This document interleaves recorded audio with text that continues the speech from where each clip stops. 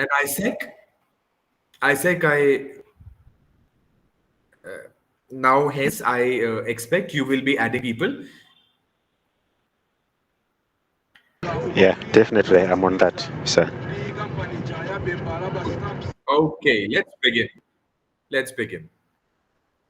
So yesterday we were talking about the fourth block, and there we had discussed multiple things. So communication for employment was our basic theme yesterday. We talked about resume, we talked about checklist, how do you make a proper resume. Then we also talked about how to make a video resume, followed by what is a curriculum vitae and how do you make it, what are the important things that constitute a curriculum vitae. There's a checklist that I shared with you to how to make a good curriculum vitae, CV in short, and what kind of fonts can be used in a CV, what kind of email IDs should you have if you're if you want to have a proper professional email ID, which gives a good impression. Otherwise, often cool sounding or funky sounding or seeming email IDs do not show good, right? They don't leave a good impression. They look very childish. So here is a list of the kind of email IDs that you should have. No other funky words in it. I shared it yesterday, followed by something about interview. What is a portfolio? What are the components of portfolio? And in a portfolio, how do we apply the star formula? So we have a situation and a problem that has risen.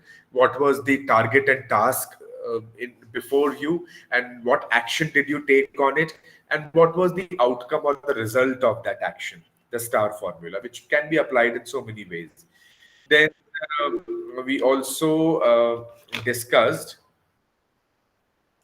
about interviews, what are the various kinds of interviews, and then how do you tackle them, what is the process of interview, what should be your body language in an interview. We discussed all this yesterday. Yes, followed by the common barriers that you face in communication. What is group discussion? We talked about it, and I gave you certain tips about it. Now we're starting with the unit number 13, which is about technology and communication. No, I think we even began with this. Yes, Ice Age, we discussed the power of communication, the various media which are a part of communication industry, what is internet and intranet, uh, various kinds of meetings and conferences that happen through internet. What is a lean media and a rich media? Lean media is something which has less of visual interaction or information, while rich media has a lot of multiple ways that you can communicate, right? So obviously it has a lot of visual information also being conveyed. We took some examples. We talked about social media. And yes, we had to begin with cross cultural communication. So before I go any further, I would want uh, if any of you can tell me what is culture according to you. You can write it in the messages, or you can put your mic on and tell me also what is comfortable. What is Okay, culture? sir. Okay, sir. Yes, Sir, culture is a total way of life of a particular people.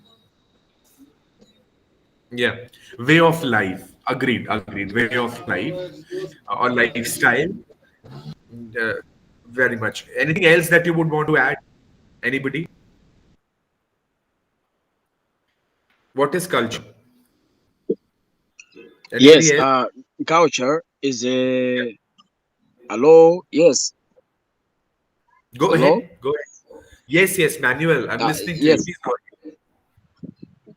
Yes. culture is Go on. a kind of lifestyle, uh, which Okay. is passed from a generation to generation in a community or a country. So this is the concept that I Okay. have about the culture. Cool. Pretty much well explained. Richard says shared beliefs, values, customs, behaviors, practices that characterize a particular group of people or society. Very good. Ravi says culture is a way of living with certain norms and beliefs. Very nice. Anybody else who would want to say anything? Manuel has raised his hand once again, or you did it earlier. Cool. Got your point. Sorry, So, it was a mistake. yes, Our as technology. experienced, Sorry. that's, that's okay. That's okay. So, culture is actually a combination of all of it that we discussed just now, right? Culture is very complex in a way. It is a combination of beliefs, customs, law, knowledge, traditions, the way you dress up yourself, the way you eat, whatever you eat, the way you cook it, the kind of music you have, the kind of dances you have, the kind of dresses and colors you wear, all the festivals that you celebrate, everything around you constitutes the culture. Now, it is not applicable to one person or family. It is applicable to a society, a common group of people in a certain area who follow the same rules and norms, who practice the same values or systems or traditions. It is collectively called the culture, right? So a human being acquires all of this that human being acquire while being a member of a particular society. That's culture, right? So it's a very pervasive term. Culture includes pretty much everything related to our lifestyle. So very correctly said by Manuel and Jafar and Ravi and others and Richard, of course, that lifestyle, the way you live your daily life, uh, broadly explains what your culture is. So culture has certain characteristics, right? Now, culture is not developed by somebody himself or herself. Yes, culture is usually acquired. You acquire it from your surroundings. You acquire it from your family, your say the colony or area you live in, the city you live in, the kind of school you go to, the kind of traditions you follow. So it is acquired from the people around you, right? From the practices that you see in your everyday life, you acquire the culture, and it is a collective thing. So culture is not a singular practice or something that is done by a family or a person. It is actually a collective thing, a cumulative practice, which is respected and carried by a group of people. So it's a collective thing, right? And of course, culture also includes the value system. Now, when I say value system, what does that mean? Because today I'm also going to talk about ethics in business. Yes. So, value system, what do you mean by value system? Anything that you think is right or wrong, anything that is acceptable in a society, anything which is considered good in a society, good practice, good deeds, good habits, all that constitutes value system. Something that you regard as valuable, and other things which you think are not good, which hold low in your vision collectively, right? All that also forms a part of culture. Then stability, something that continues for a longer period of time. Culture doesn't change very frequently, right? Though in long run it might change a bit, but more or less culture is something that you practice for a long period of time, for generations, in fact. So though like there are changes happening, so all these we have a lot of students from African countries who are a part of our class. Your previous generations have seen a lot of change in culture also. They were for example, the kind of names that were used earlier in African societies, when more of tribes and more of ethnic culture was followed. Gradually, as things are changing, religiously, belief wise, the names are also changing, the kind of dresses you wear are also changing. So that's how slight changes occur. But then still, there are things that were traditionally followed in those countries also, and that applies to India also. In India also, we have there were people coming from Europe, United Kingdom. British people were had captured certain parts of India. So their traditions were also incorporated. The way we dress has changed a lot. Our ethnic, our traditional dresses were dhoti and kurta and those things. But then we started wearing, most of us these days wear pants and shirts and t-shirts. So yes, there is a change in culture, but it's a very gradual process, and it does not alter altogether. There are things that we continue. And differentiator. So culture differentiates people from a certain, that group of people who follow a common culture. It differentiates them from another group also, right? So and culture is applicable at different levels. So one country has a culture as a whole, then the country has small areas. Here in India we call them states, right? So every state has a different culture. Then there are local areas also that hold a micro culture in that region. So that it differentiates people, it differentiates those groups, those small differences, right? And obviously on a larger perspective also there are differentiators. So culture tells who belongs, who hails from which culture. Then contextual. Yes, there is context in which a culture uh, holds meaning and sense, and common yet different. So there are things which are common in cultures. Every culture has certain set of songs, certain kind of music and celebration, and worshipping the Almighty. Every culture has that, but there is a difference between them. So there is something common and there's something different in all the cultures. So that's how culture is such an integral part of our lives. And since it is so integral to our lives, it is integral to our professional lives as well, our businesses as well, our organizations as well. So when you're working in an organization, you cannot cut off yourself or the organization or your surroundings altogether from the culture. Since you're working in a society, you have to follow the norms of that society. So the people, we've seen so many examples in past 3 days. Today is the fourth day, and we have seen so many examples that there were companies coming from some other country, and like for example, we were talking about that company, that telephony company, which had posters of people showing their shoes, keeping their legs on their tables, and it was not accepted. Right? I will give you some more examples. So culture is very crucial and important in business management as well. Now, since we're talking about culture, and today is the time when there are multinational companies and people from one region working in another region, one culture working in another area of the world. So as a result, there are different people from different cultures working together and working for different set of people hailing from a different culture. So your client, your customer could be from a third culture.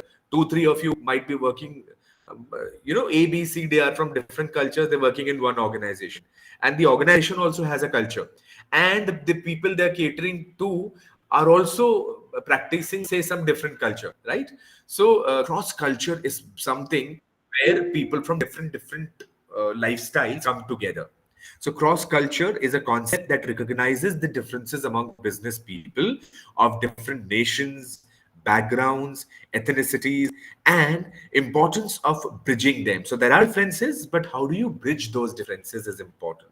Cross-cultural communication is all about that. With globalization, cross-culture education has become critically important to businesses. So India takes pride that we are offering our services of education and health to a lot of countries. And so I don't know how many of you have followed the recent G20 summit, in which South Africa was and African countries were invited and included in the G20 group by headed by India this time, and we were proud doing this act. And the theme of G20 this year by India was Vasudhaiva Kutumbakam. And what does that mean? Vasudhaiva Kutumbakam means the world is one family, and we believe that all the countries are a part of our family. So when in today's times when we say Vasudhaiva Kutumbakam, It also means that we work collaboratively with all the countries of the world, and we collaborate with all the cultures of the world. And hence, it is very important that we understand and accept the cross-cultural communication. Business people working abroad need to learn subtle differences in style and substance in order to be effective. Now, how does this happen? Yeah, how does it happen? So, when people from different cultures come together, they they see differences among each other, right? And how do we see these differences? We see these differences in terms of languages. We see differences in terms of clothes, in the kind of food we eat, in artifacts, in behaviors. Yes, we see those differences. But that is only the tip of the iceberg. You know about icebergs? So icebergs are huge rocks of ice floating in water, especially near the polar regions. So when ships go, yesterday we talked about Titanic also. How did Titanic sink? It had struck an iceberg. And how does that happen? See, when you're floating on the surface of sea or ocean, you see some ice rocks floating there. But then what you see above the water level is only a small portion of it. Very often than not, these icebergs are very deep, very, very deep. Some of them are even kilometers, a few kilometers wide and deep. So, same way when it comes to culture, there are only a few things that we see: language, clothes, artifacts, and behaviors is something that we can see and observe and realize. But there are other things that we don't really see directly, but they exist, like habits and traditions, thought processes, value systems, rules of the society, assumptions, ideas of self, perceptions and beliefs. All this is also a part of culture, and this is something that we only experience through passage of time. Let us take some examples and case studies. Like, for example, look at the picture above. Accepting a business card in Japan is not taken casually. You have to take it very seriously and sincerely and respectfully. So when somebody is offering his visiting card to someone, you have to offer it with both the hands. Look at the person, the way he is offering the card. And the same way, it has to be received also. So if you're taking a business card, a visiting card from a Japanese, you should accept it with both your hands and bow a bit and be thankful for the card. The person presenting the card will bow and present it with both the hands. The recipient takes it both with both the hands, indicating respect. Similarly, in China, giving a direct yes or no answer or demanding a yes or no answer is considered rude. So you should not say, okay, I am fine with this. Yes, we will do it. Or else, on the contrary, saying, no, we don't accept this offer. This is considered very rude in China. Meetings are for talking things over and not announcing your decisions. So they have to do it in a decent way, in a respectful way, and not very directly. You have to uh, put it in good words and good structured sentences,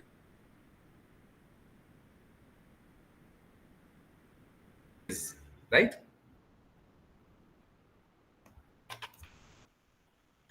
For example, Mercedes Benz. So when Mercedes Benz went to China, they were growing in China, penetrating in China market under the brand name Benzi. They changed their name and their brand name in China became Benzi. Now, what was the problem? It meant rush to die.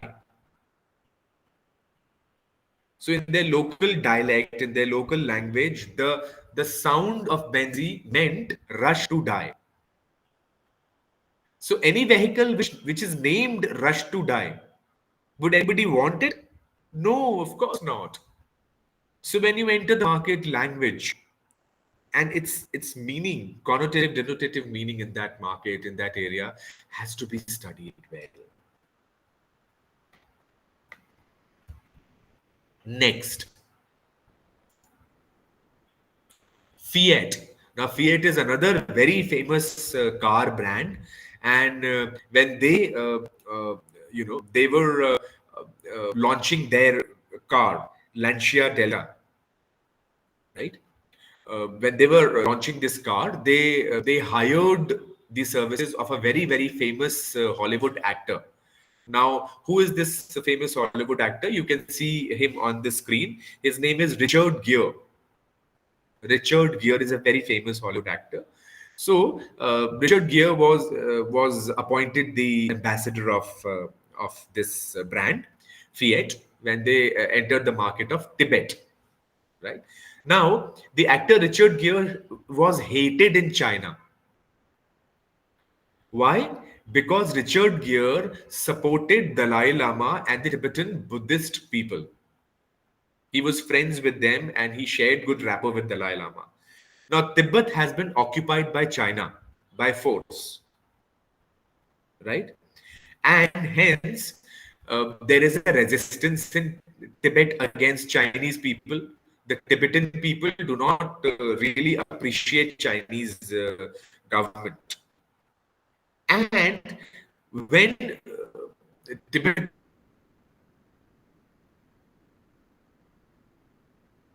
people do not like the Chinese systems, the Chinese people hold angst against Tibet, and especially the Tibetan God man.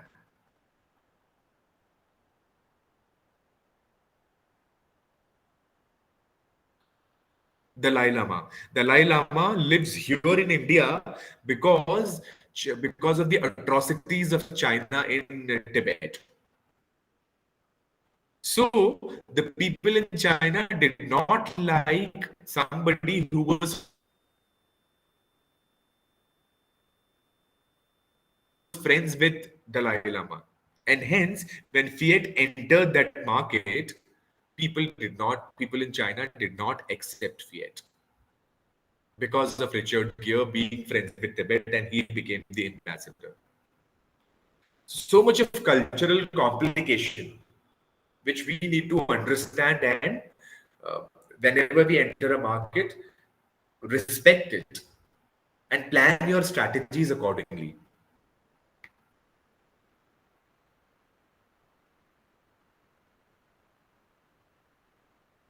Procter and Gamble, another very famous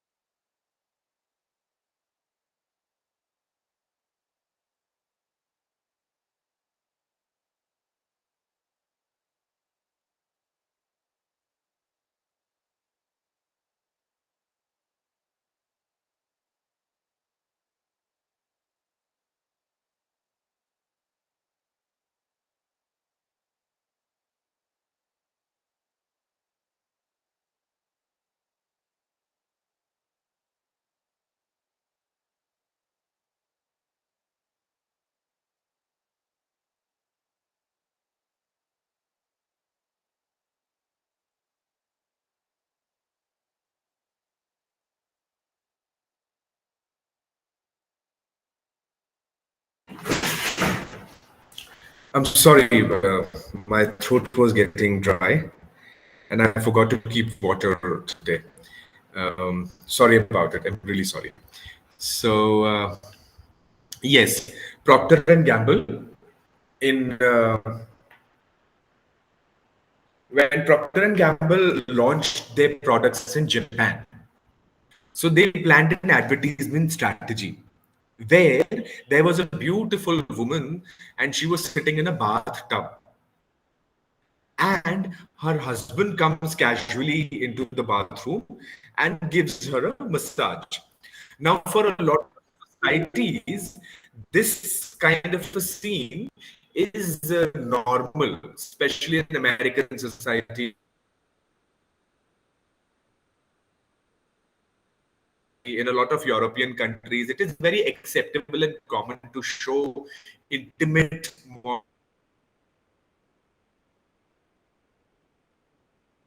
moments of a couple on screen. But in Japan, this was considered to be very private affair, and they did not accept this being shown on television. That there is this woman in bathroom and her husband, a man enters and he is giving her, and we are showing it on screen. This was not acceptable there in Japan. So, for the Japanese people, the marital theme depicted in this ad was invasion of privacy. And it was taken in a bad taste. People did not accept it. Yeah? Another example, Walmart. Now, Walmart is a very famous chain brand, right? And they sell a lot of groceries and products at the same time. Now, Walmart's expansion in Germany was again a disaster. Now, why was it a disaster in Germany? Because they launched in Germany and they worked there for almost a decade, which means about 10 years they worked there. But Walmart was not able to find out why people were not interested in their products. They were not understanding what was wrong with them. And they tried advertisements, they tried a lot of things, but people were not accepting it. So they finally decided to leave the market, sell off their assets, and move out of Germany market. But when they tried that, they couldn't find anyone willing to pay a cent for its assets. People were not ready to buy their assets also that the company is leaving, and for very low prices also. So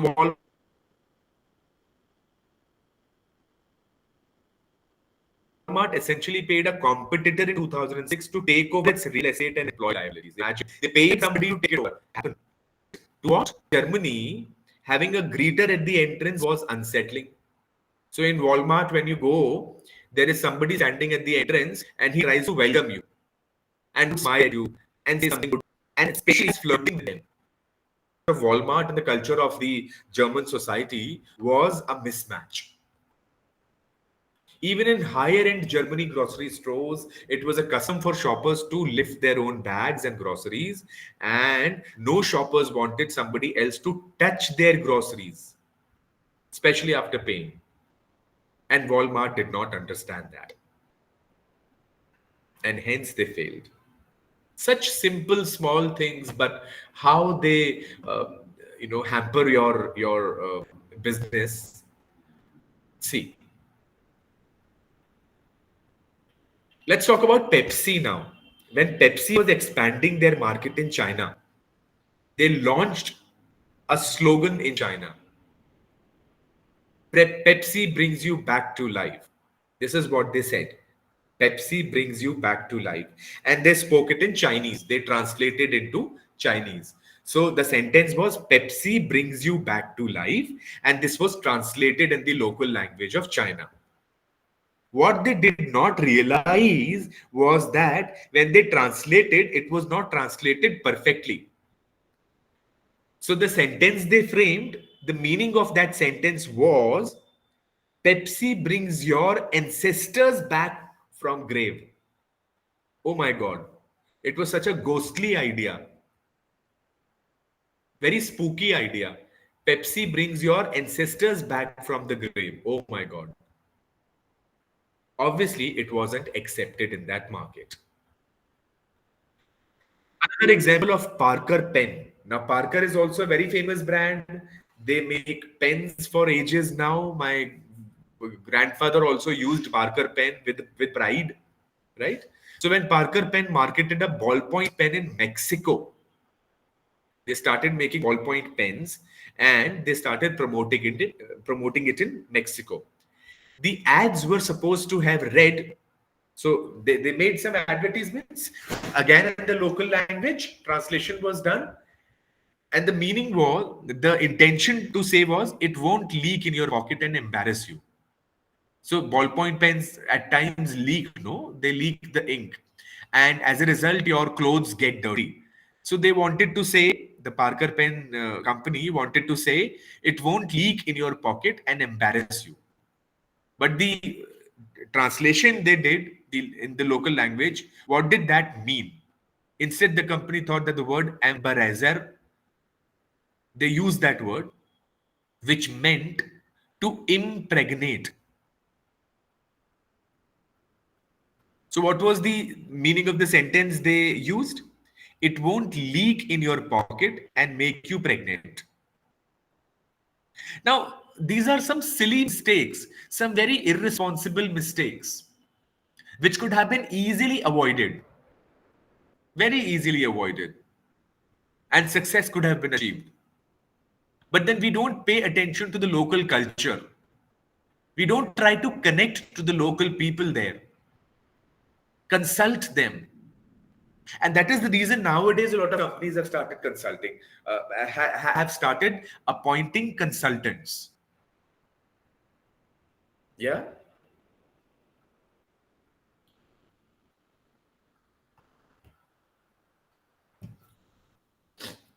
Another very interesting example, it is in fact a story, a real life story. Chinese versus American culture. So relations have been going well, and the Chinese have been invited for a factory tour in anticipation of the contract between two companies finally being signed. So there was an American company and there was a Chinese company, and they were trying to get into a deal. So the Chinese delegation was invited by American company to America. This Chinese delegation went to America. Now there in America, a dinner was planned and the Chinese delegation was invited for it. When the Chinese delegation came, there was one person who was leading the group, the delegation. So when he came, on the entrance, there was nobody who matched his status from that company, from the American company. There was a junior who was greeting the people, the delegation at the entrance. So the Chinese people were expecting that somebody of the same rank should greet on the entrance. Yeah. So one thing happened. He asked the Chinese head, the Chinese leader, the group leader, he asked, where should he sit? Where should I sit? This is what he asked. The reply given to him was, sit wherever you like. Now, see, nobody is wrong there. The American is saying, everything is for you, sir, and we are open for you. Wherever you like to sit, you sit and we will serve you there. This is what the American wanted to say. But for the Chinese delegation, the leader of the Chinese delegation, it was sort of a disrespect. He was expecting that when he asked, where should I sit? He would be escorted to a seat and made to sit comfortably. The next day, the Chinese delegation left the USA without signing any contract. A few days later, the US team received a message from the Chinese that they felt humiliated and were reconsidering the business relationship. The deal was cancelled. So what went wrong?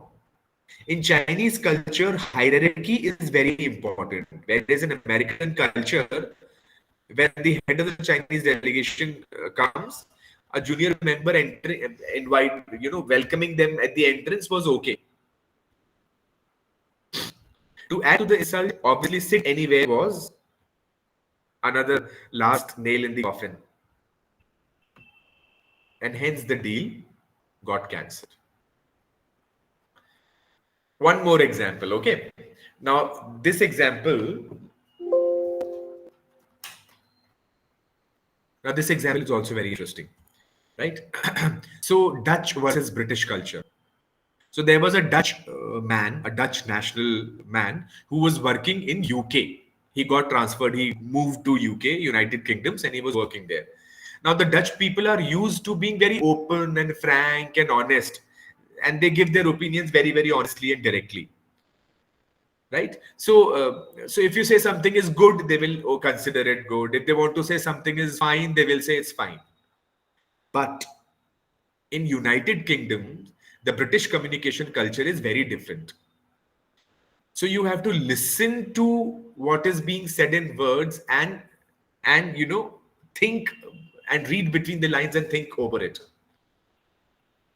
So people may say one thing, but they may not mean it directly. So in United Kingdoms, if somebody says it is fine, it just means that it is not satisfactory. So you don't directly say it's not good. They will say, okay, it's fine. Yeah, it's nice. It's fine. Yeah. So often it is just the opposite of what they say and what they mean. So among the British, they understood what fine means. It means it's not good enough. And changes were required. The Dutch man did not understand that. Whenever he was told it is fine, he thought it was fine. Yeah. So after a certain period of time, he realized that he was asked to leave the job. Why? Because every time he was told it was fine, he would take it in a very literal sense and accept it to be fine, and then, continue doing the same thing. He will not correct it. While the Britishers, who were his employers or his, service availers, they thought they were conveying the message that it was not good. Yeah, cultural difference. How interesting. So now, in all these cases, if there is so much of difference in culture, which is not being understood and hampering the business, what should be done? You need to overcome that cross-cultural communication barrier. How do you do that? There are some basic things that you should understand. You should control your biases. You should not be biased about anything. You should be flexible. Firstly, both the parties, obviously. Adapt to the language of the local people there, the culture, the local language of that place. You need to emphasize on the relationship. Understand, it is about relationship building and not only selling your product. Once you build a good rapport with the people there, your clients, your customers, your business associates, once you, develop a good relationship with them, things become easy. There is some sort of understanding that develops. Seek help from interpreters or local acquaintances. Yes, because we have seen a lot of examples of language-related problems, language-related issues. So it is very important that you hire a local consultant who knows the culture there, one, and two, also get it interpreted by some local person who understands the language well. Be keenly observant. You should observe people there. Yes, a lot of cultures, when you are done with your food, whatever you're eating, when you're done, you put the spoon upside down. You turn it upside down and keep it crossed on the plate. So whoever is serving gets to know that, okay, you're done. You don't need anything else. You don't need more. Right? How do you know that? You need to be very observant. Yeah. Be a good listener. Be empathetic to people and stay eager to learn. Equip yourself with knowledge of foreign culture. Do your studies, read local books, do your research on internet. Slow down the responses. Your intentions should become positive. And finally, do not judge people every time on small things. Don't be judgmental. Yes, let's go ahead. Now, there is a small activity that we should do now. Okay? I want you to design a personality sketch of a nurse for an 80-year-old patient. So your patient is 80 years of age. You have to design a personality sketch for a nurse. Kindly do that. Tell me, what kind of a nurse would you need? What kind of a nurse would be there? You want to write it in messages? Anybody?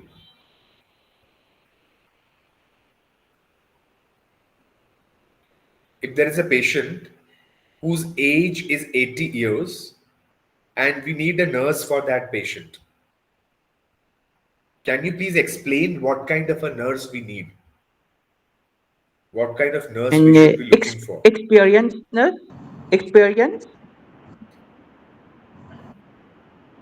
Okay, and what else, Nirmal? experience, and patient who is sympathetic, Sorry. who understand others, Okay, okay, and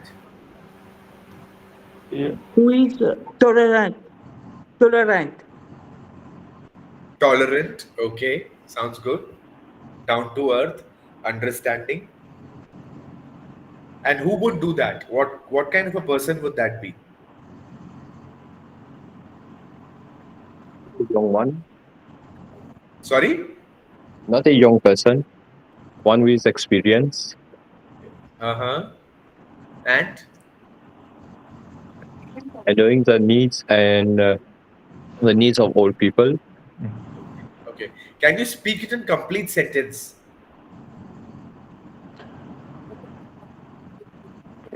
A mature person that needs that knows the needs of old people. Okay, okay, okay. Cool, cool. Let us take up the next one. Huh? A gynecologist. A gynecologist for a maternity home. What kind of a gynecologist we should be looking for? Can you draw a personality sketch for a gynecologist? Yes, Yusuf. Yusuf Dabo.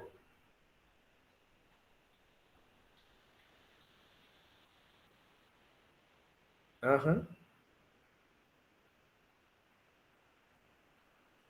Calvin Comvenda, please, if you could write a complete sentence. A patient and professional. Uh-huh.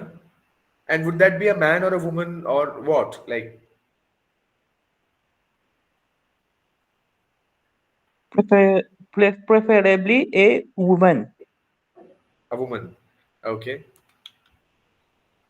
Okay. A sales head in FMCG, a carpenter in a furniture factory, a bus driver for a kindergarten bus, and a receptionist of a spa center. Built up a personality sketch for each of them in your mind. Everybody can do that in their own minds. Built up a personality sketch for each one of them. So a nurse of 80 for an 80 years old patient, a gynecologist in a new maternity home, a sales head in FMCG, a carpenter in a furniture factory, a bus driver for a kindergarten school, and a receptionist of a spa in a spa center. Imagine a person in each of these roles in your within your minds. Imagine one person in each of these roles.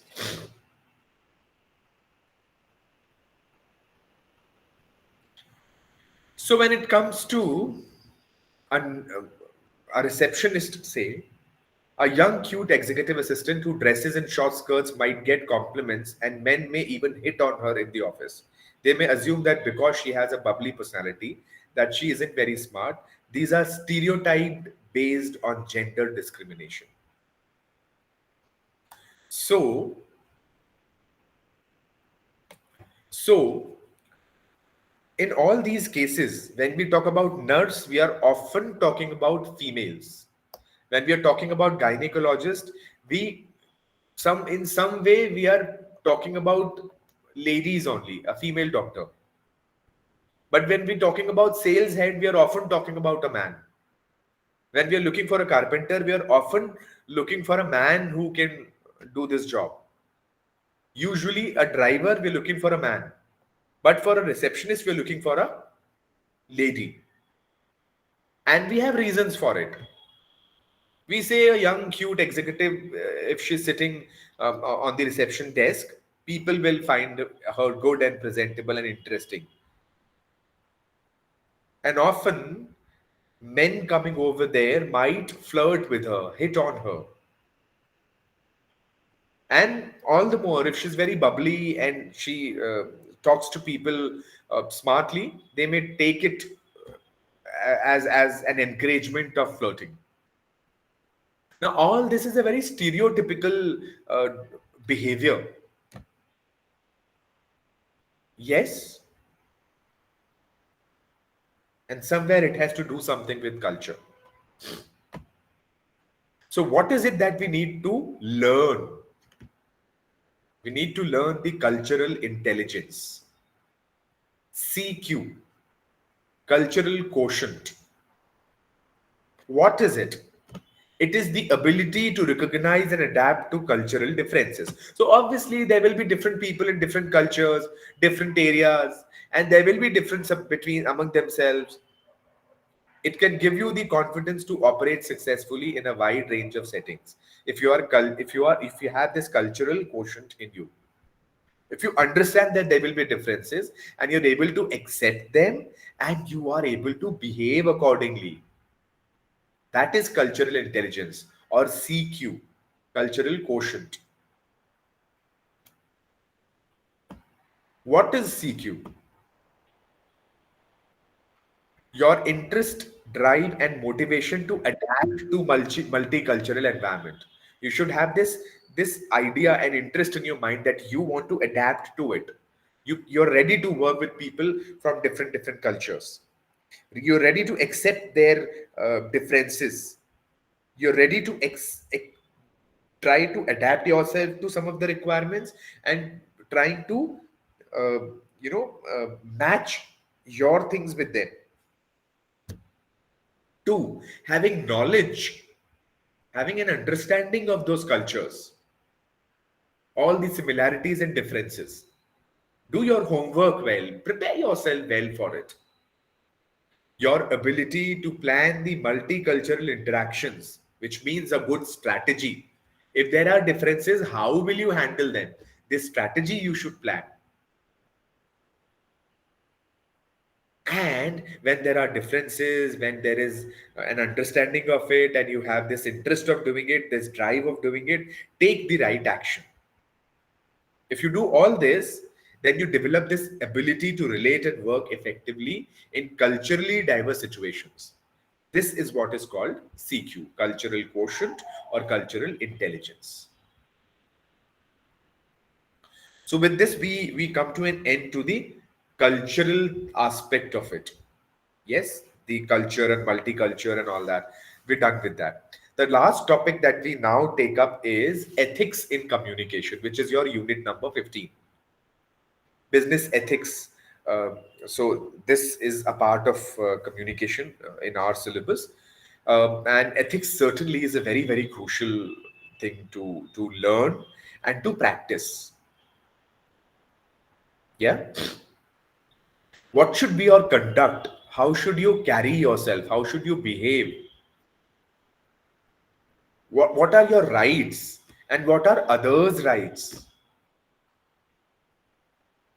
What are the principles that should guide your actions? All that. Yes. So what are ethics according to you? What are ethics according to you? Yes, ethics, according to my personal understanding, is those rules and regulations governing a particular things, just like the way things should be done. Agreed. Agreed. So this common set of rules which everybody follows, and they believe in them, they value them, and these are the rules that societies are driven by. Right? What is right? What is wrong? What should be done? What should not be done? All this is guided by these rules, which are called ethics or the code of ethics in any society. Like, so in our Indian society, we say our guests are like God. So whenever there is a guest in your family, in your at your home or in your office, you treat them very specially. You would respect them, you would offer them good things, make them comfortable, because you see God in them. Atithi Devo Bhava. That's an example, right? So we value things. This is a part of our ethics, and so many other things. I'll get into details of it now. There are three things when we discuss ethics. There is intention, right? Your intentions have got to be right. What do you want to do, right? So at times we don't want to harm someone. Your intention is good, but then unintentionally something can go wrong, right? So intention is important. We believe here in India that God sees your intentions, the Almighty, the Bhagwan. He values your intentions. So at times when you do a mistake, but you did not intend it, God understands that. So you should always have a good intention. When it comes to ethics, the core idea is to have a good intent. Then means. What are the ways you're doing something? The methods. How are you doing something? Means are very important.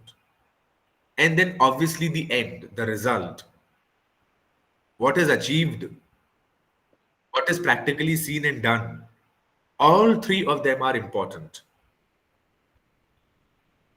And ethics should guide all three of them. The right intention, the right means, and the right results. So when we talk about ethics, I think it is very interesting to understand how we here in India uh, perceive it. We here in India call it dharma. Mahatma Gandhi, I hope you people are aware of this great man. He was the person who got us freedom here in India from the rule of Britishers.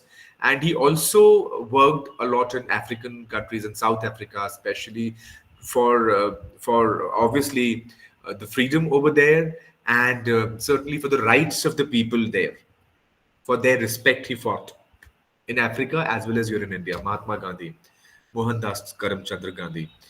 He once said that means are foreseeable, ends are not. So, what path you take up, what way you take up, that you know, but the result is not decided. You don't know what the result is going to be. So your intention has got to be right, and at the same time, what methods you take up, you acquire to do your job is also very important. Thus, means can be controlled, managed, and guaranteed. Means are in your hand. Results are not in your hands. If one takes care of the means, the end will take care of itself. If your intention is right and the way you are adopting to do it is right, your end is going to be right. The result is going to be right. And this is what Bhagavad Gita says. Bhagavad Gita is again a holy scripture, and there also the same idea is resonated. Now, for example, freedom of speech. Everybody should have a right to speak what they want to say, what they think, what their belief is. Everybody has the right to speak and express their own notions, their own feelings, and their own beliefs. But at the same time, it is not a license to abuse. Freedom of being able to say anything does not mean you abuse others. Freedom of speech is also a responsibility. A responsibility that you say what you really want to say, but then with keeping the respect of others, the emotions of others intact, without harming anybody's respect or beliefs.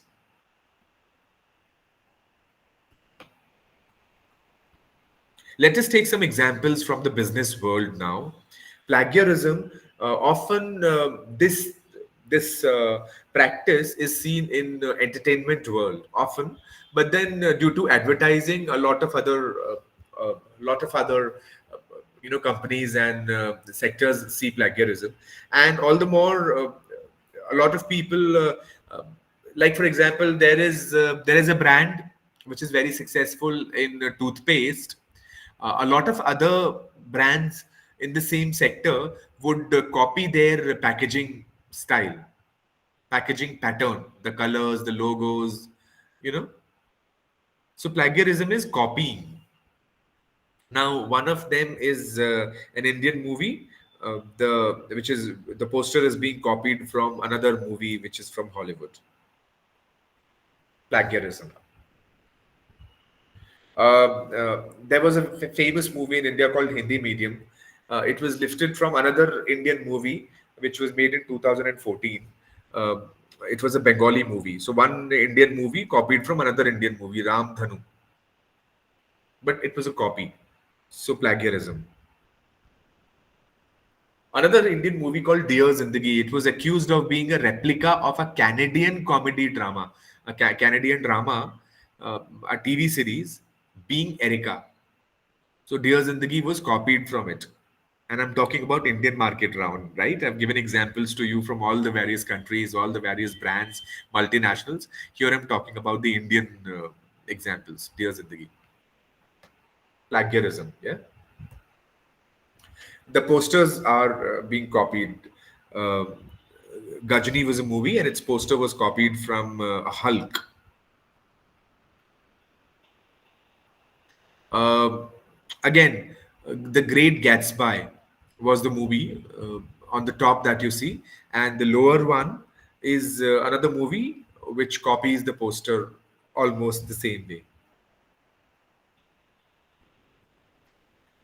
King Arthur was a Hollywood movie, and Hiss was another movie, and the posters are in a way copied, right? So instead of the sword, here you have this girl. Captain Nawab. The poster is seems copied from Call of Duty. A lot of other posters. So there is this movie called Murder 3. The poster is copied from Jennifer's body. Then Titanic, the poster, uh, so that somehow worked when Mawsum's poster was designed. Lots of football. The poster was copied in Zindagi Na Milegi Dobara. The poster of Rowdy Rathore was copied from The Replacement Killers. We are still discussing plagiarism, which is part of ethics.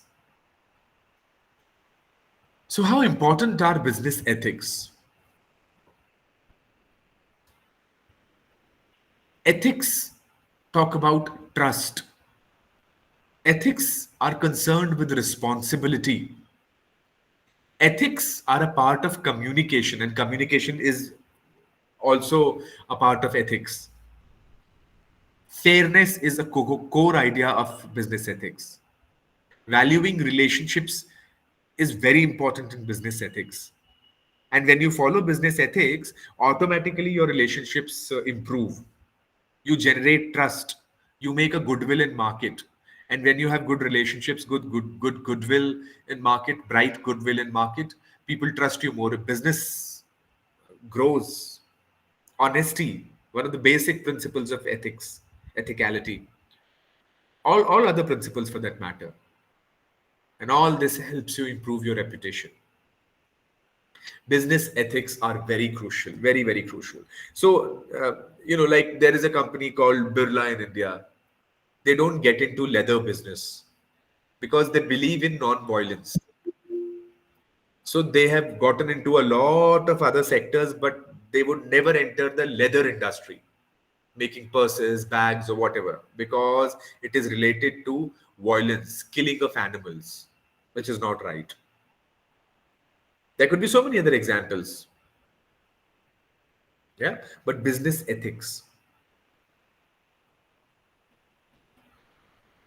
Now, the tobacco industry, the product they are producing is not good for people. Yeah. And even if you print these pictures on top of the boxes or packaging, and you, in bold letters, you write there smoking causes throat cancer and whatever, and you show very ill pictures of people suffering from cancer because of tobacco. But does that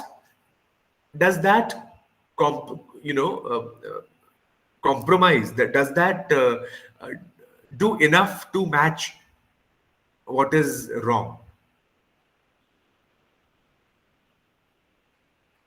No, sir. Let us see some very interesting advertisements, honest ads. So now there is this brand called Oasis. Their advertisements, look at them. These are their posters. Please don't stand in front of this poster. It costs a lot of money. Yeah. So they don't use anything else. They've just shown their brand, and they've written a statement there simply. Please don't stand in front of this poster. It costs a lot of money. It is the truth. It makes people ticklish and laugh, and it holds people's attention, and everybody will see what brand it is. How easy it is to do a good advertisement campaign and catch people's attention. The second one, it's summer, you are thirsty, we have got sales targets. Very direct and simple. Your favorite celeb would drink Oasis if we paid them. So true. Very direct, very honest advertisement. So is being ethical difficult in business world is the question. We all need to answer it. As we hail from the business industry, we run businesses, we are at key positions in big conglomerates and organizations that are catering to society. It's not difficult to be ethical and be successful at the same time. Intentions are very important. Now look at this advertisement of Dettol. Dettol manufactures anti-bacterial cleansing agents, which includes body wash, which includes this antiseptic lotion and soaps, everything. Now look at this advertisement. When ordinary soap just won't do. But how do you say it? You're showing a man who has murdered somebody, and you're suggesting if you want to clean yourself, you should use Dettol. What are your intentions? Do you promote violence in society? So ethicality applies to everything and everywhere. And how do you judge it? I think the core idea is intentions. Now look at this advertisement. There is a very famous brand called Dove. Dove makes cosmetic products for, especially for women. Now, in this advertisement, there is uh, a dark-skinned lady, and she uses Dove, and just like a T-shirt when she removes it using Dove, suddenly a white woman comes out of it. What does this advertisement say? It is disrespectful for anybody who has a dark skin.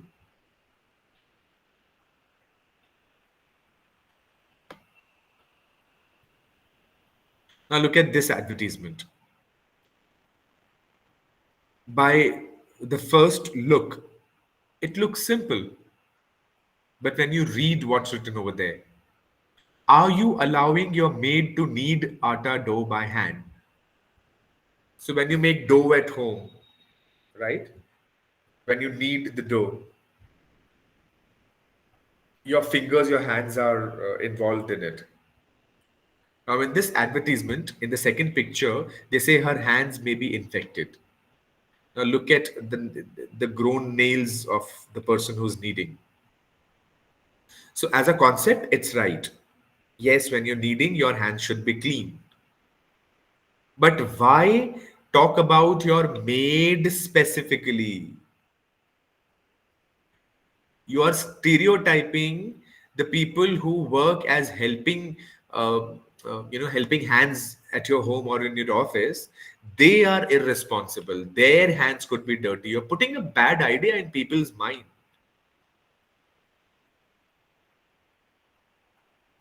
You need to think ethically, that you don't you don't get disrespectful to people.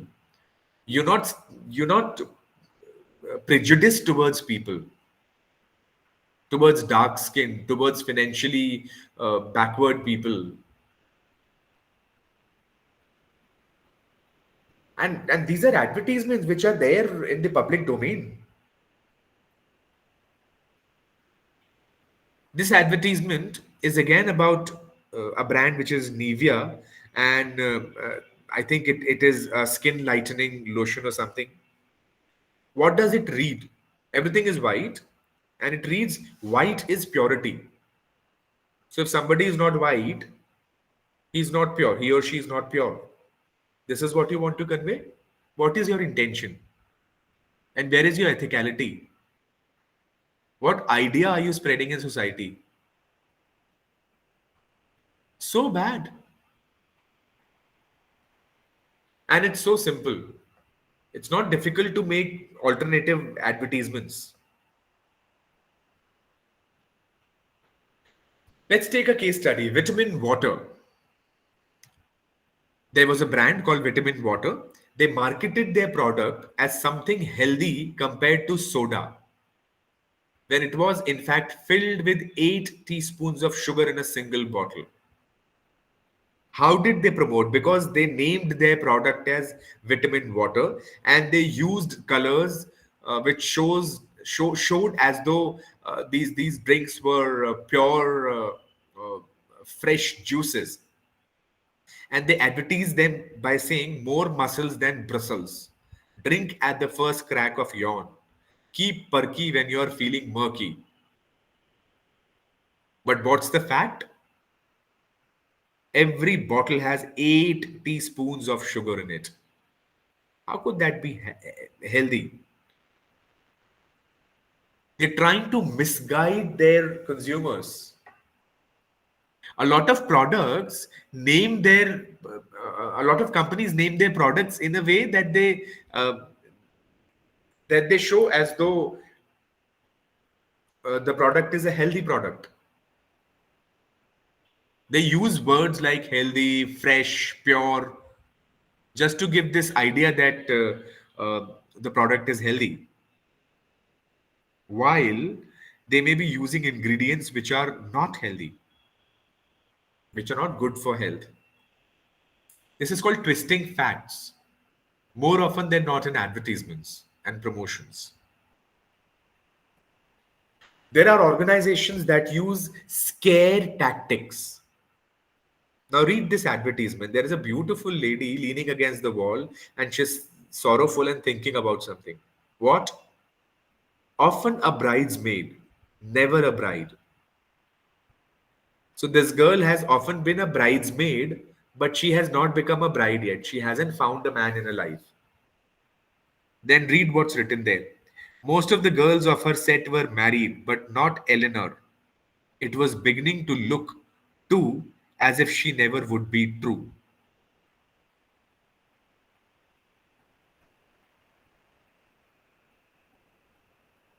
So use their product and become popular and get married.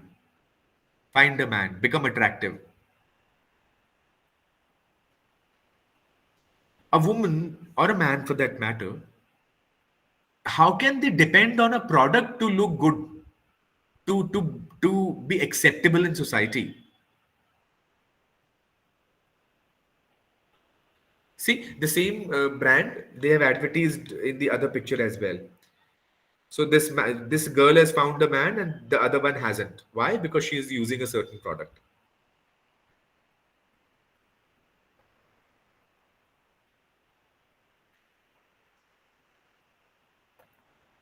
Now there's something called value congruence. What is value congruence? We have been talking about values till now.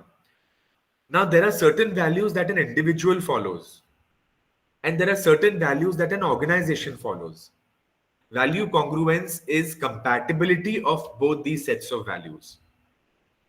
Let me read it. Value congruence is compatibility of personal values with that of the organizational values. Simple. So there are certain things that the organization believes in.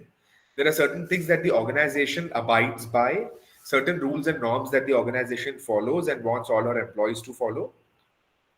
And at the same time, the individuals who are working in that organization also have certain norms, certain beliefs, certain values that they believe in, that they follow.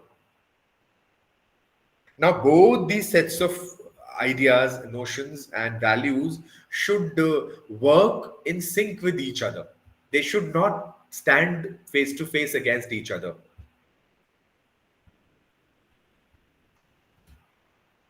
Which is called the conflict of values, organizational and individual. If I believe in something and my organization believes in something else, there will be a conflict. Either we have to find a common ground through right communication, or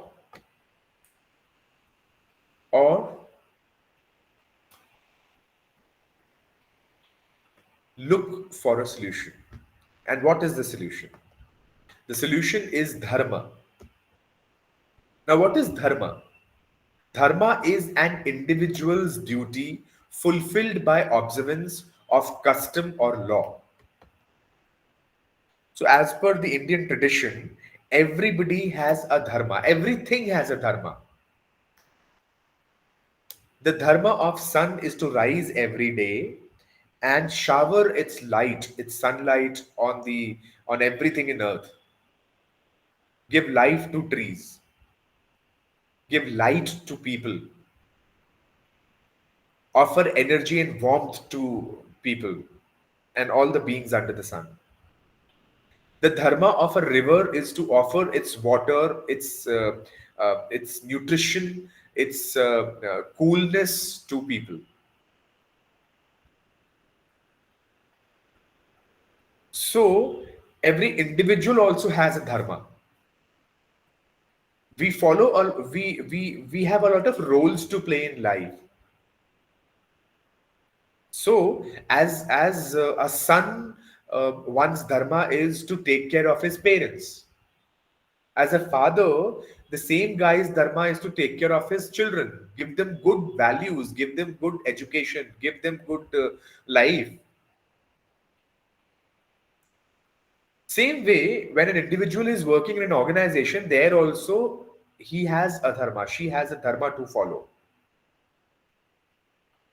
The basic principles of cosmic or individual existence, the divine law, conformity to one's duty and nature is called dharma. Whatever is your duty and your nature, you have to abide by it. That is dharma. Let us get into a bit of detail to it. Now, we were talking about value congruence. The answer comes here. Every individual has an individual dharma. right? My dharma towards my parents, my dharma towards my kids, my dharma towards my society, my surroundings, my country, right? Towards the nature. Same way, there is a grihastha dharma, dharma towards the family. There is a samajik dharma, samaj dharma, social dharma, right? So, which refers to my responsibilities, my duties towards my surrounding society, and Raj dharma, my dharma towards my responsibilities, my duties towards my nation, right? And there are times when these dharmas come in conflict with each other. Yeah, we just now talked about value conflicts. So there are situations when they come into conflict. So in the Indian tradition, they have given a response to that, a solution to that as well. You, as an individual, have to follow your own dharma, your own set of duties.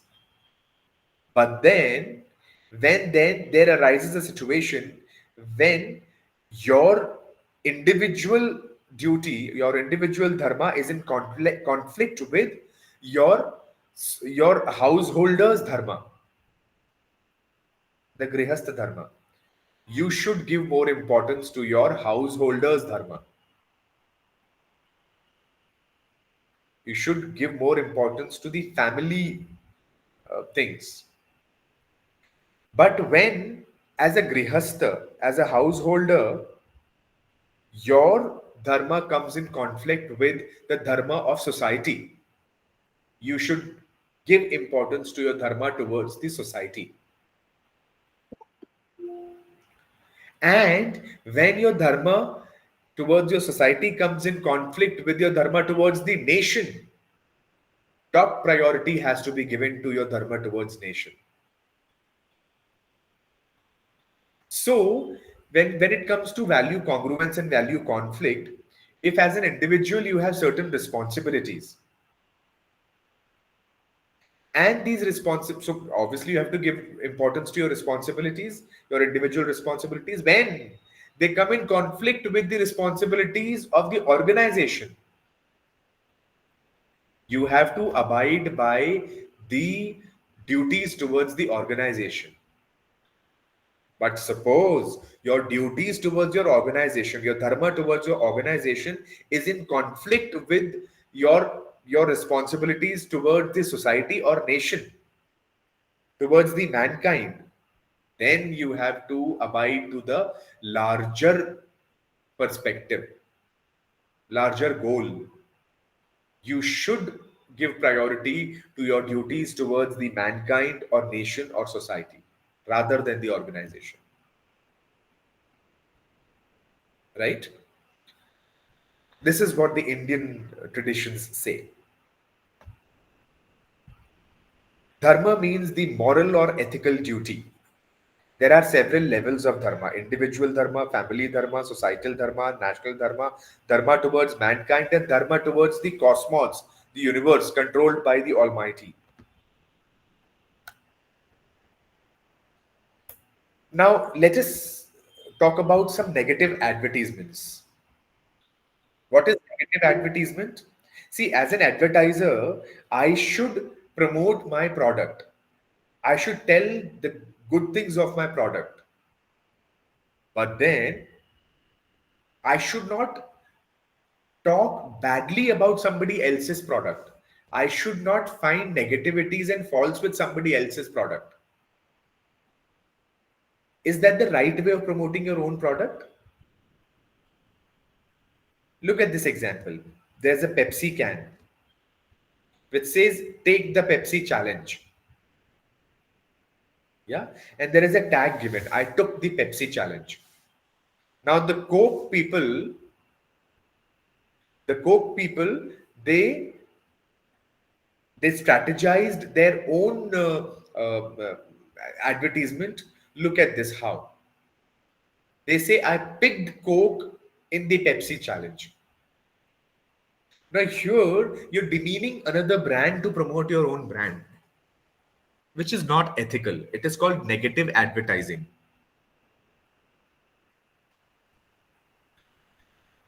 Another issue which the corporates, the business world needs to address today is the disparity between women and men.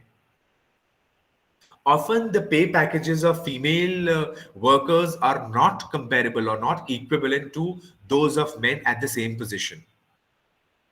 If they're working at the same position, if they're taking on the same responsibilities, and if they're delivering the same services, they should be paid comparably. Priyanka Chopra in the first picture over here, this girl is a former Miss World from India, and she then became a very famous actress here in India, and now she's working in Hollywood. She has gotten married to one of the Jonas brothers, and is a very famous Hollywood actress now. She once said, "I was told that female actors are replaceable in films because they just stand behind a guy anyway." Kareena Kapoor and Deepika Padukone, also actresses from Indian film industry, have raised their voices against such disparity. And it is there everywhere. It's not in India only. It's there in all parts of the world, in all the organizations. Women, when they get married and when they plan their babies, they are often asked to leave the organizations. As per the HR laws, the women should be given leave for maternity. They should be given leave for maternity. But often companies either cut their salaries or give them leaves without pay or ask them to leave the organization. It is the woman's right. Yep, that issue. Pregnant at work feeling discriminated. It is the right of, as per the HR laws in most of the countries, it is the right of the women to get maternity leaves. And even then in office, being pregnant, they should be given comfortable work to do, comfortable positions to sit uh, and help them, uh, uh, in whatever way they need help. Now, till now, we have been talking about ethics individually. Now, let us combine communication and ethics here, which is the last part of our study today. Ethical communication is a type of communication that is predicted upon certain business values, such as being truthful, concise, and responsible with one's words and the resulting actions. Ethical communication is a type of communication that is predicated predicated upon certain business values, such as being truthful, concise, and responsible with one's words and resulting actions. So, whatever you do, say, it should be based on the basic values of the society and the organization, certainly, and ultimately the mankind, the human values. For example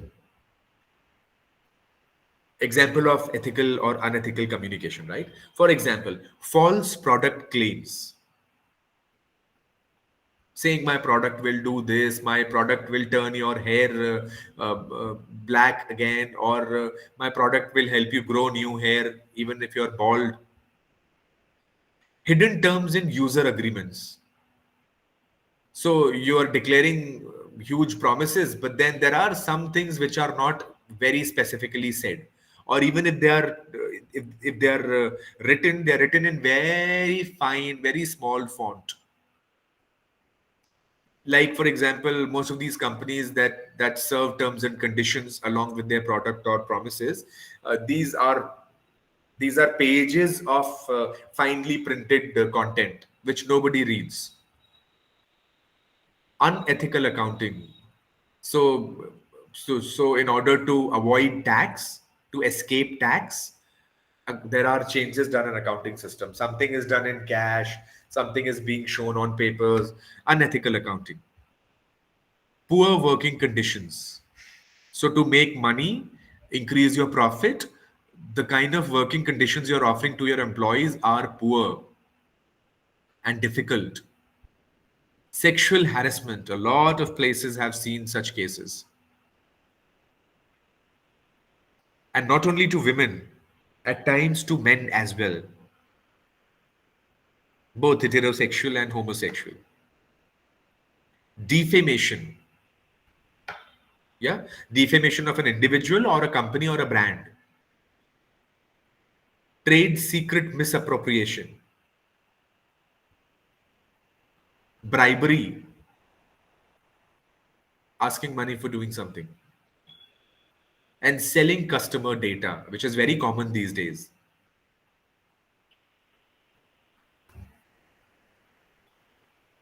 Let us take some good positive examples as well then. Examples of ethical communication. Like for example, medical industry. For instance, doctors are required by law not to divulge private information about patients to anyone whom the patient has not consented to be privy to such private information. There is information of every individual who's suffering from a problem, and he entrusts the doctor with his private information. The doctors are supposed not to share that information with anybody else unless and until the patient is ready to do so for the larger benefit of society or mankind. Same way, property consulting industry. Ethical communication in the property consulting industry can take several forms, including revealing key pieces of information to would-be homeowners of a property, including negative truths about the property. Like, for example, if somebody is buying a property, a flat maybe, the owner may or may not tell that there could be water seepage through the walls, or there is only one parking per flat, or there'll be additional charges for certain services, whatever. Yeah. When you're selling something, you should be fair. People should not be cheated. And these practices are very common in property industry. Communication, ethical communication. Confidentiality is crucial in all professions, such as teachers. Teachers should be so they know which student is working how, good or not. Is he or she doing his things well? Teachers should help the kids or students, for that matter, do their best, understand the topics, be educated, and make use of it in practical life, in real life. But then a teacher knowing the weaknesses of a student and communicating it to that student in a bad way, or communicating it to others, that look at that child, he's so bad, look at that student, he is not able to do so. Or maybe in another way, that he was such a poor student and see, I have made him a good student, I have made him a person. Same way, researchers, there are facts, there are confidential things that they should not leak. Publications, because they're dealing with intellectual property, people who are writing, people who are making paintings or whatever. Now they share it with the publication houses. And if the publication house makes wrong use of it, publishes it and makes money, or does it in somebody else's name, it's bad. All professional relationships for that matter, like lawyers, chartered accountants, so many of them. It's important that we maintain confidentiality of our clients. Let us take a case study now, the Volkswagen emissions scandal. The company admitted to having installed software that manipulated emissions readings to make its car appear as if they were environmentally friendly. So Volkswagen were making cars and they said that their cars were environmentally friendly. They were good for environment. But then after a lot of research and allegations, they accepted it later that they had manipulated the software to give readings which were good. So whatever is the emission that the car is doing, the readings will be good. And that was done by tampering with the software. Volkswagen. Ethical communication, how important it is.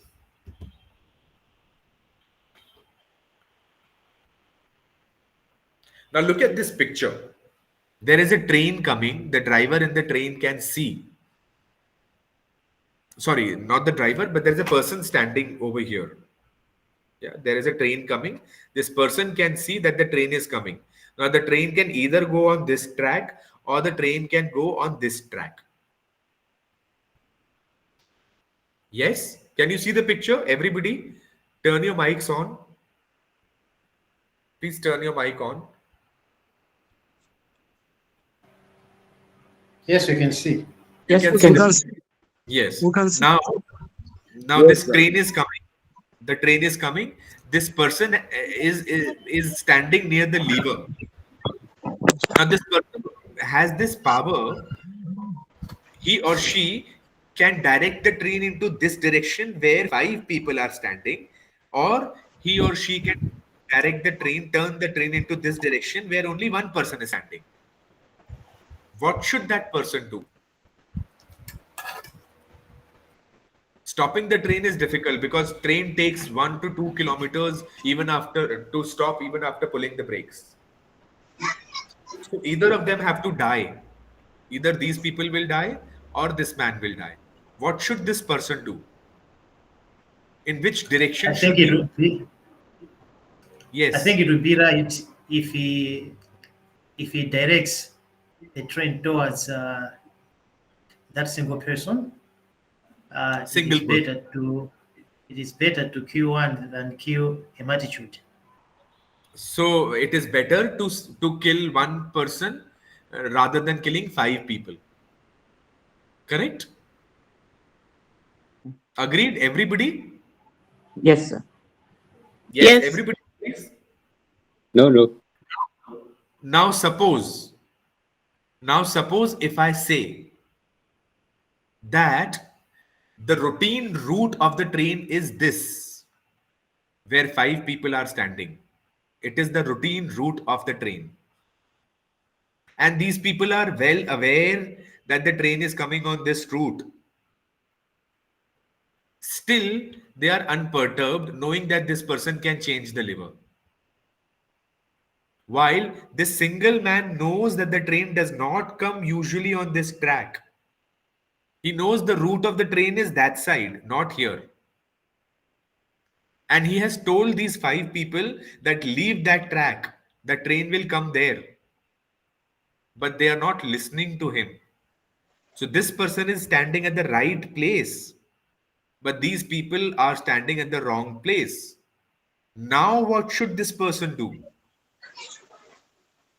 You should inform the 5 people to get out of the tramway. They have been informed. They have been informed that you're standing at the wrong place. The train can come this side. But they are not moving Yes, from there. So if this is the case, if after informing them, they stick to stand Sorry, I'm on not the able to understand. Sorry. There is a lot of disturbance. Say again. So I say, since they have been informed that where they are staying there is a problem or is they are not on the right path, I think the problem should have been. No, I didn't get you. I'm sorry, I did not understand. Ibrahim, can you Anybody mute your mic, please? Okay, sir. Ibrahim, can you mute? Yes, now say. Yeah. Okay, sir. Can I come again? Please comment. Yes. Okay. since the 5 people standing on the wrong way have been informed Yes. that they should leave that road because it is troublesome, Yeah. I think there is no need to inform them again. Let them die because they know that they are dying and they remain where they will die because they are in the Right. loop. Right. And Right. since there is no alternative way that person can save them. Yes. So this person is right in what he's doing, and these people are wrong. Thus, knowing this fact, our decision changes. Yes, our decision changed. Earlier, we were saying that let us kill one man and save 5 lives. But now, when we know that these 5 people are on the wrong track, they are knowingly standing there, while this person is doing the right thing. And we have changed our decision now, and we say that let 5 people be killed, but somebody who is right should be saved. In the light of right information and knowledge, decisions change.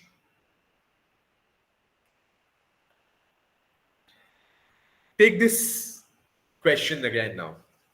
There is somebody who is ill, somebody who's coming on a wheelchair. He or she gets late to office. Should we terminate such an employee? Terminating such an employee will stop income for for his family. It will also hamper his treatment because he or she will not have enough money to do it. But then somewhere maybe this person is not able to give his or her 100%. What should we be doing? Should we terminate this employee or not? Any comments? Hello, sir. Yes. I think we shouldn't terminate the employment. We should rather add an additional employer and give this ill person a different tax. Cool. Got your point. Thank you. Anybody else? Anybody else? We should give him a job which is convenient, more comfortable to him, where Okay. because of his fitness, of his position. Okay. Yeah. But let us not terminate him, right? One should not terminate him. This is what we say. Give him something that he can do better. Give him a job suitable to his situation, his physical condition. But don't take away his job. Okay. Got your point. Again, ethical decision, right? Should a salesperson reveal a weakness of the product? Who will tell me? Whom will you call a good salesperson? Somebody who talks about the weaknesses of his or her product, or somebody who hides the weaknesses of his or her product? Whom will you call the better salesperson, a good salesperson? Someone who Hello. Someone who hides the but hides. hide the weaknesses of the product. Okay. So I now do there have are a, So I don't believe. you What don't I believe in it? Yes, Okay. I believe in revealing the problem of my product Okay. because that Now let me add something to the question. Let me add something to the question. Whom will you call a good salesperson? One person who does not say anything on his own, but tells the truth when asked. So he will not talk about the weaknesses on his own. He will only talk about the good things of the product. And there is another salesman who, when asked about the issues which could be wrong, says false things about the product. One person If he is asked about certain things of the product which are not good, then only he will talk about them. Otherwise, he will not talk about them on his own. He will only talk about good things. But there is another salesman who will talk false, who will say untrue things about the product. Who is better? I think the one who is going to explain the weaknesses of the product if he's asked. But All if right. he's not asked, he's not going to say anything about it. Yes, I second Because you, you cannot amplify your weaknesses. You amplify your strengths, and the strengths are the Yes. good parts of the product. So that's how the ethical decisions change in the light of information. So we need to be well informed. That's what is important. Right? There are so many other issues that can be discussed when it comes to ethicality, and all these issues are not only concerned to a certain part of society; they are universal. All over the world, debates are constantly going on about these things, like capital punishment.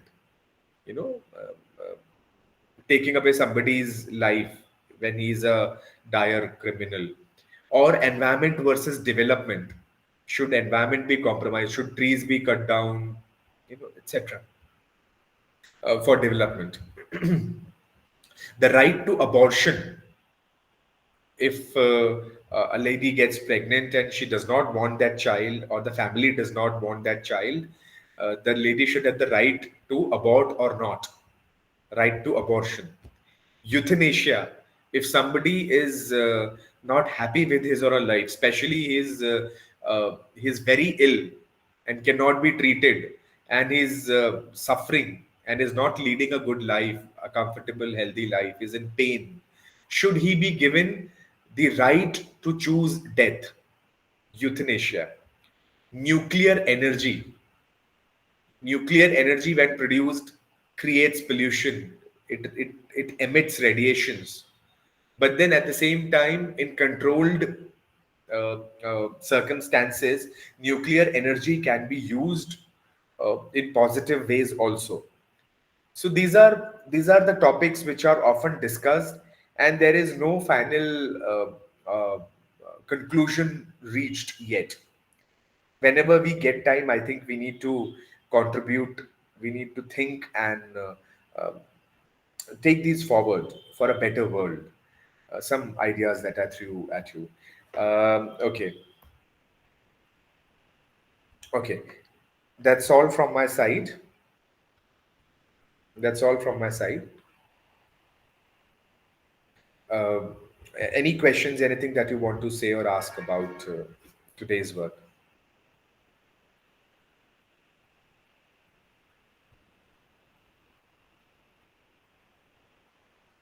Any comments? Of course, one thing that Jafar has been asking me for past 3-4 days, I'll be sharing the notes with you. You will get them. So don't worry about it. Anything else that you want to say?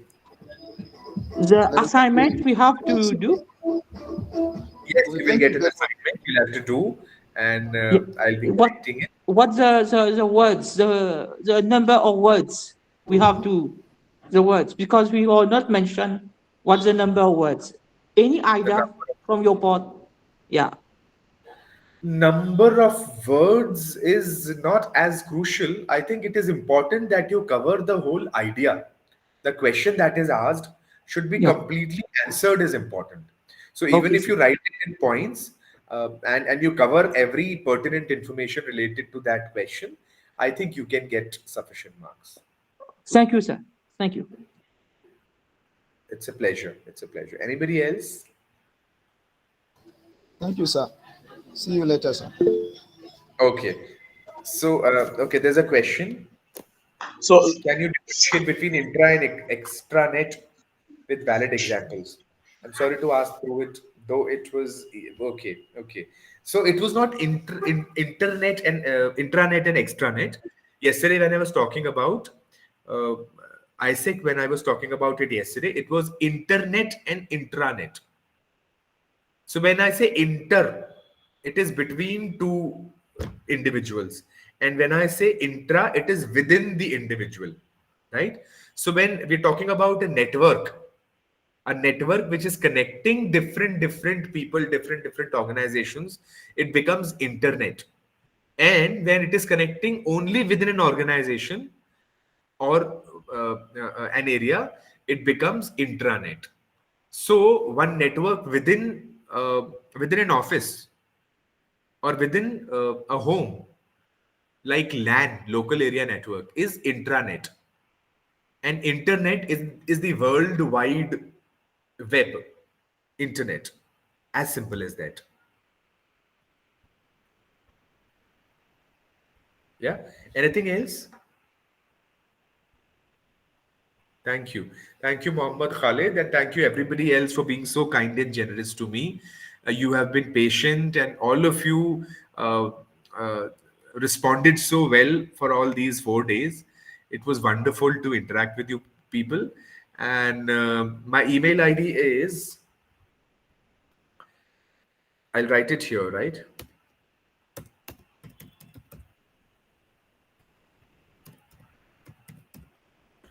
That's my email ID.